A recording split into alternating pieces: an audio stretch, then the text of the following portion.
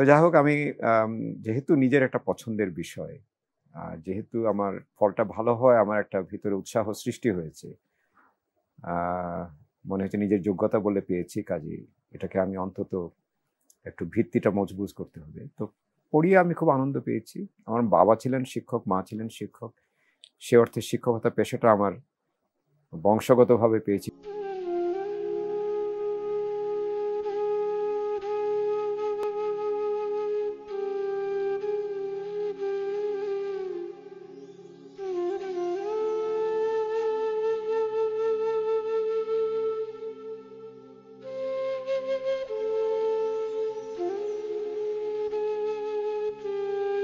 বিশিষ্ট শিক্ষাবিদ সৈয়দ মঞ্জুরুল ইসলাম আমাদের মাঝে আর নেই। সৈয়দ মঞ্জুরুল ইসলাম তিনি ছিলেন বহুমাত্রিক প্রতিভার অধিকারী। ঢাকা বিশ্ববিদ্যালয়ের ইংরেজি বিভাগের এমিরাটস অধ্যাপক, শিক্ষাবিদ, কথা সাহিত্যিক, প্রাবন্ধিক ও সাহিত্য সমালোচক সৈয়দ মঞ্জুরুল ইসলাম জন্মগ্রহণ করেন ১৯৫১ সালের ১৮ জানুয়ারি সিলেট শহরে। তার পিতার নাম সৈয়দ আমিরুল ইসলাম এবং মাতা রাবেয়া খাতুন। সিলেট সরকারি পাইলট উচ্চ বিদ্যালয় থেকে ১৯৬৬ সালে মাধ্যমিক এবং ১৯৬৮ সালে সিলেট এমসি কলেজ থেকে তিনি উচ্চ মাধ্যমিক পাশ করেন। ঢাকা বিশ্ববিদ্যালয় থেকে স্নাতক ও স্নাতকোত্তর লাভ করেন ১৯৭১ ও ১৯৭২ সালে।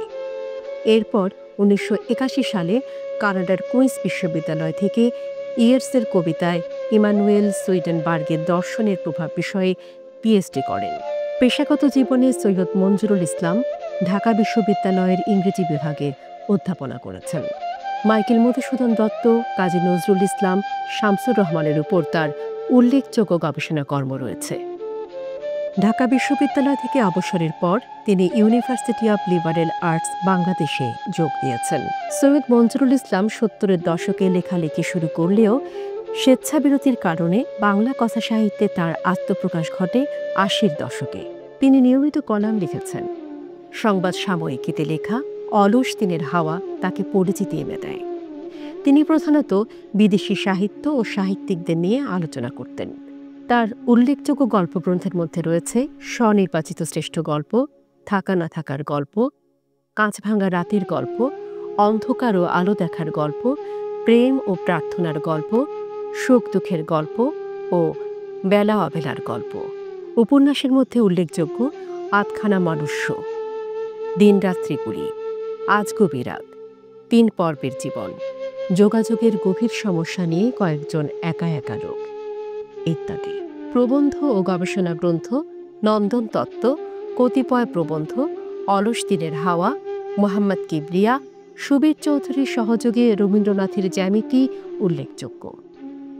তিনি ১৯৯৬ সালে বাংলা একাডেমি সাহিত্য পুরস্কার এবং ২০১৮ সালে ২১শে পদকে ভূষিত হন।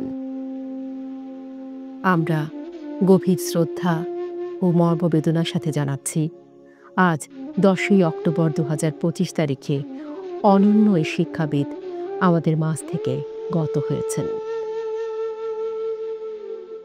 সমৃদ্ধ সংবাদের পক্ষ থেকে তাঁর বিদেহী আত্মার প্রতি বিনম্র শ্রদ্ধাঞ্জলি।